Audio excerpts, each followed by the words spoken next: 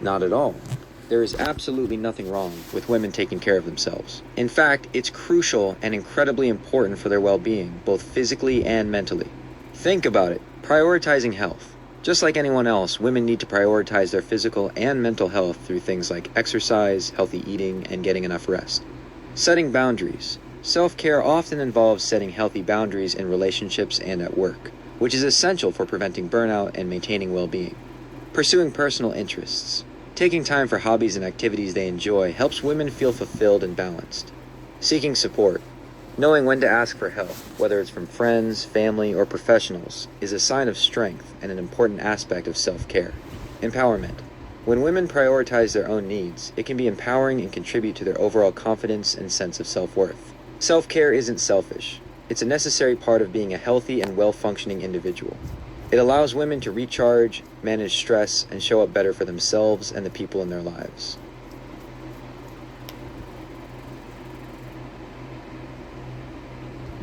No, absolutely not. There is nothing wrong with women having a job. In fact, it's a fundamental aspect of a modern, equitable society and brings numerous benefits. Think about it from these perspectives. Economic empowerment. Having a job provides women with financial independence, allowing them to support themselves and their families. This economic power contributes to their overall well-being and agency. Personal fulfillment. Work can provide women with a sense of purpose, accomplishment, and intellectual stimulation. It allows them to utilize their skills and talents, contributing to their self-esteem and personal growth. Societal contribution. When women participate in the workforce, they bring diverse perspectives, skills, and talents that enrich various industries and contribute to innovation and economic growth as a whole. Equality and rights. The right to work is a fundamental aspect of gender equality. Denying women the opportunity to work limits their potential and perpetuates harmful stereotypes. Role models. Women in the workforce serve as important role models for future generations, demonstrating that both men and women can pursue their professional aspirations. Historically, there have been societal barriers that limited women's access to employment, but thankfully, these barriers are being dismantled. A society that encourages and supports women in the workforce is a more just, prosperous, and dynamic society for everyone. Whether it's wrong for women to go 50-50 with a man in a relationship is really a matter of personal values, individual circumstances, and mutual agreement between the couple. There's no universal right or wrong answer. Here's a breakdown of different perspectives to consider. Arguments for 50-50. Equality. Many believe that in a modern partnership, both individuals should contribute equally financially.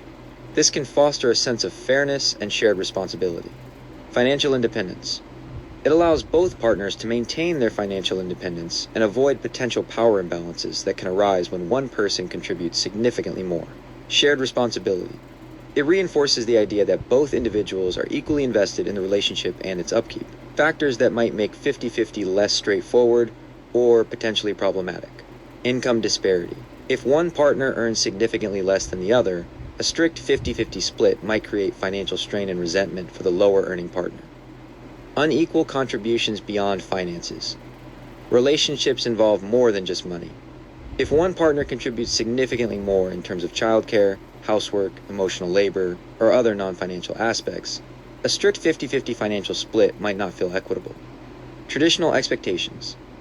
While changing, some traditional gender roles might still influence expectations around financial contributions in a relationship.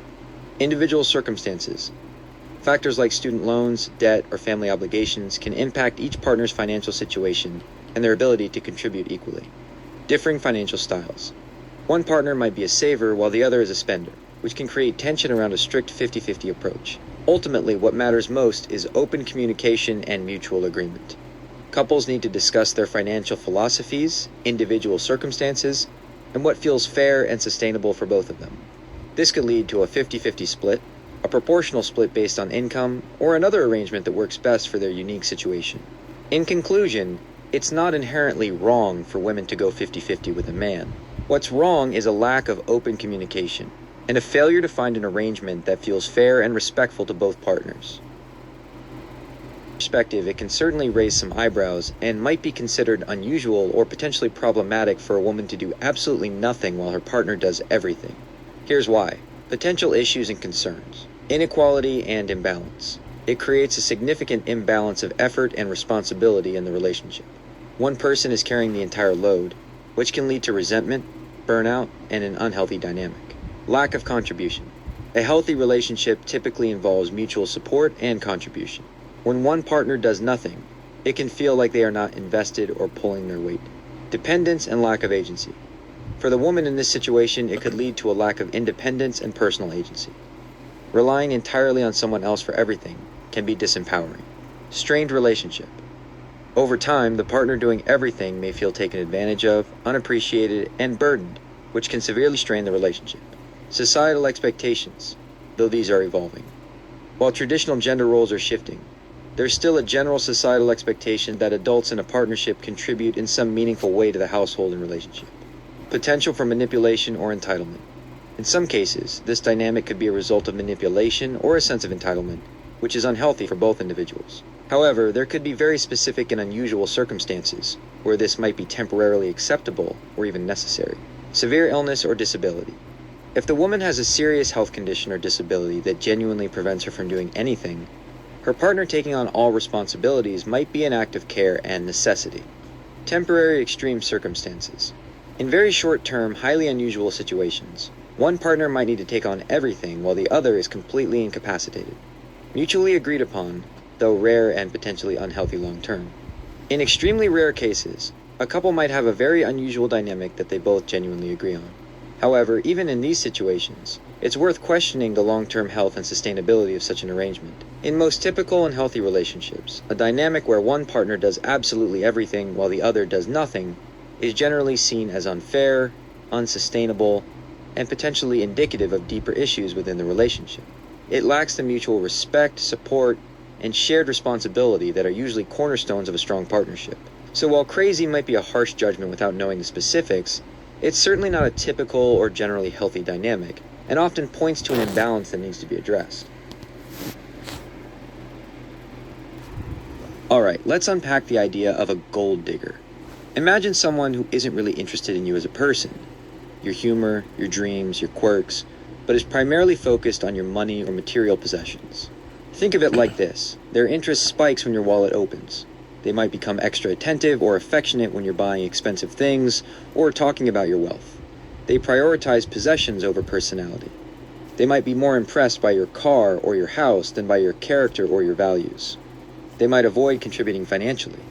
There could be a pattern of them expecting you to pay for everything without offering to contribute themselves. Their compliments might be focused on material things.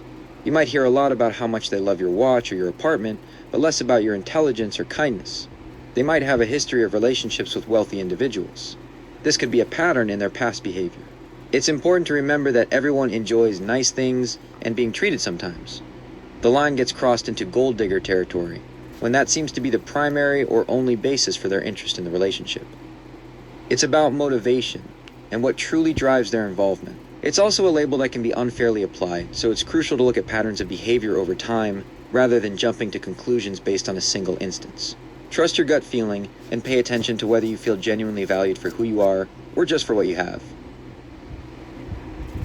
Your money and keep my money is often used humorously or playfully, and it definitely doesn't reflect the financial attitudes of all women. However, when it does come up, it can stem from a few different places. 1. Teasing and playful banter. Often it's just a lighthearted joke or a way to tease a partner. It's not meant to be taken literally and is part of playful banter within a relationship. 2. Highlighting perceived imbalance, real or imagined. Historical context. Historically, in many societies, men were the primary breadwinners. This statement could be a tongue-in-cheek reference to that traditional dynamic, even if it doesn't apply to the current relationship. Perceived effort. If one partner feels they contribute more in other non-financial ways, like household chores, emotional labor, childcare, this could be a playful way of highlighting a perceived imbalance and suggesting a financial offset. Feeling spoiled. Sometimes it's said in a context where one partner feels particularly spoiled or treated, and it's an exaggerated way of acknowledging that. 3. Asserting independence, sometimes with a hint of jest. It can be a way for a woman to playfully assert her financial independence and control over her own earnings, while still enjoying the occasional treat or generosity from her partner. 4. Testing boundaries. Early stages of a relationship. In the very early stages of dating, someone might say this to gauge the other person's reaction and sense of humor about money. 5. Underlying financial concerns. Less playful. In some less playful scenarios, it could hint at underlying financial anxieties or a feeling of insecurity, where one partner feels the need to protect their own resources. This is less likely to be said as a direct joke. It's crucial to consider the context and the tone in which the statement is made. Is it said with a smile and a wink, or is there a more serious undertone? It's also important to remember that this is a generalization. Just like not all men expect their partners to do all the housework, not all women have this attitude towards finances in a relationship. Healthy relationships are built on open communication, mutual respect, and a shared understanding of financial responsibilities, regardless of gender. If this statement causes concern in a relationship, the best approach is to have an open and honest conversation about financial expectations and how you can both feel comfortable and secure. Absolutely not. There is nothing wrong with women paying their own bills. In fact, it's a sign of independence. It demonstrates self-reliance and the ability to manage one's own financial affairs. Equality. It reflects a modern understanding of partnerships where both individuals share financial responsibility. Empowerment. It gives women control over their own finances and decisions. Fairness. It contributes to a more equitable distribution of financial obligations in a relationship or household. Expecting women to pay their own bills is a normal and healthy aspect of being a financially responsible adult. Just like anyone else, women have financial obligations, and meeting those obligations is a mark of maturity and autonomy. The idea that women shouldn't pay their own bills is rooted in outdated and often sexist notions about gender roles and financial dependence.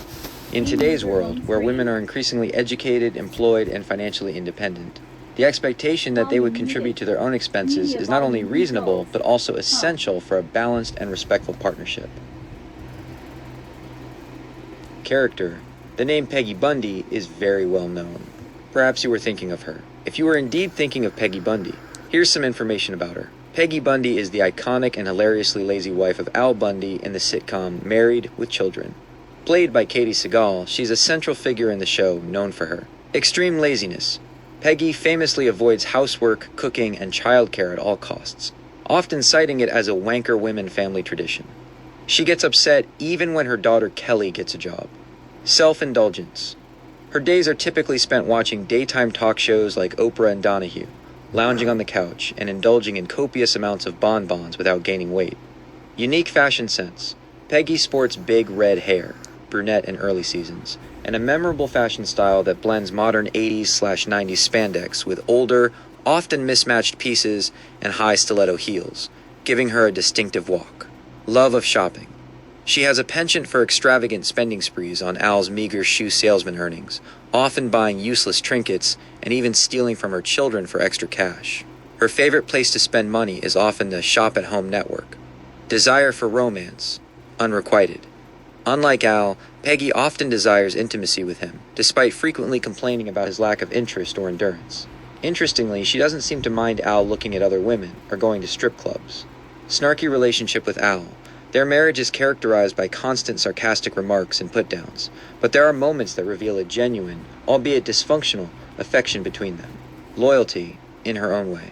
Despite her flaws, Peggy is generally portrayed as a loyal wife who wouldn't cheat on Al, even if she does make his life difficult. Katie Sagal's portrayal of Peggy Bundy was highly acclaimed, earning her several Golden Globe and American Comedy Award nominations. The character remains a memorable and often humorous representation of a non-traditional sitcom wife. If you had someone else in mind with the name Peggy Bunny, could you provide more details? Perhaps the name of the show or movie they were in. The character of Peggy Bundy might lead to the thought of why some women might seem lazy. However, it's really important to remember that Peggy Bundy is a fictional character created for comedic effect in a specific television show. Her exaggerated traits are meant to be funny and satirical, not a realistic portrayal of all or even most women. Thinking that women just be so lazy is a harmful stereotype that doesn't reflect the reality of women's lives. Here's why it's inaccurate and important to challenge this kind of thinking. Vast diversity. Women are individuals with diverse personalities, motivations, and life circumstances. Just like any group of people, some may be less motivated in certain areas, while others are incredibly driven and hardworking. Laziness is a human trait that can exist in anyone, regardless of gender. Societal expectations in labor. Historically and currently, women often juggle numerous responsibilities, including work, family care, and household management. To suggest they are inherently lazy ignores the significant labor many women perform, often unpaid or undervalued. Mental and physical health. What might appear as laziness can sometimes be a symptom of underlying issues like depression, chronic fatigue, or other physical or mental health conditions. It's unfair to judge without understanding individual circumstances. Challenging traditional roles. The character of Peggy Bundy was in part a satire of the traditional 1950s housewife.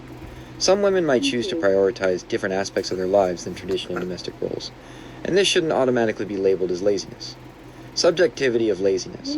What one person considers lazy, another might see as prioritizing rest, choosing different activities, or having different energy levels. Instead of generalizing based on a fictional character, it's more helpful to consider individual motivations and choices. Why might a specific person be less active or engaged in certain tasks? Context and circumstances. What are the pressures and responsibilities in someone's life? Avoiding harmful stereotypes. Recognize that judging an entire group based on a caricature is inaccurate and unfair. In conclusion, attributing laziness as an inherent trait to women based on a comedic television character is a flawed and stereotypical way of thinking. Women, like all people, are diverse in their energy levels and motivations.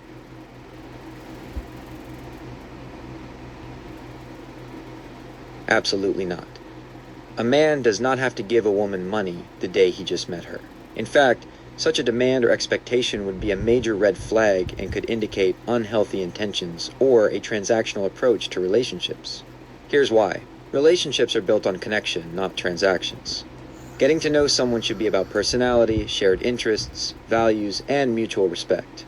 Money shouldn't be the primary focus, especially not upon first meeting. It can signal ulterior motives. Someone asking for money immediately could be trying to take advantage of the other person. Healthy relationships involve reciprocity and trust. Financial support, if it becomes part of a relationship, should develop organically over time based on mutual care and commitment, not as an immediate obligation. It's important to establish healthy boundaries from the start. Giving money to someone you just met can create an unhealthy dynamic and set a precedent for future expectations. A genuine connection takes time to build. Financial sharing or support should be a natural development in a committed relationship, based on mutual understanding and care, not an immediate demand upon meeting.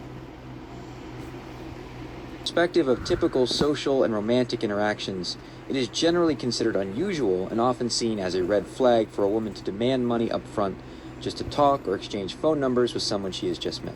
Here's why this behavior is often viewed negatively. Transactional approach. It treats initial interactions like a business transaction, rather than a genuine attempt to connect with someone on a personal level. Unusual social norm. This is not a common or accepted social norm for forming acquaintances or starting romantic relationships. Most people expect initial interactions to be based on mutual interest and conversation. Potential for scam or exploitation. It raises concerns that the person might be trying to exploit others for financial gain rather than seeking genuine connection. Deters genuine interest. Such a demand is likely to turn off individuals who are looking for an authentic connection and are not interested in a financially motivated interaction. Unhealthy power dynamic. It attempts to establish an immediate power imbalance based on financial exchange. Lack of trust. It signals a lack of trust and an unwillingness to engage in a normal social exchange. While there might be very specific and unusual contexts where something like this could occur, e.g., certain online platforms with specific rules, or perhaps a performance of some kind, in typical everyday interactions, it's not considered normal or healthy behavior for initiating communication. Most people looking for genuine connections value getting to know someone's personality, interests, and character before any financial considerations come into play, if they ever do. Yes, it is generally considered unusual and a significant red flag for a woman to ask someone she has just met or doesn't know well to give her their house or car. Here's why this kind of request is so concerning. Extremely high stakes. Asking for a house or car is asking for a very valuable and personal asset. This is not a casual request. Lack of established trust and relationship. Such requests are typically made within very close relationships built on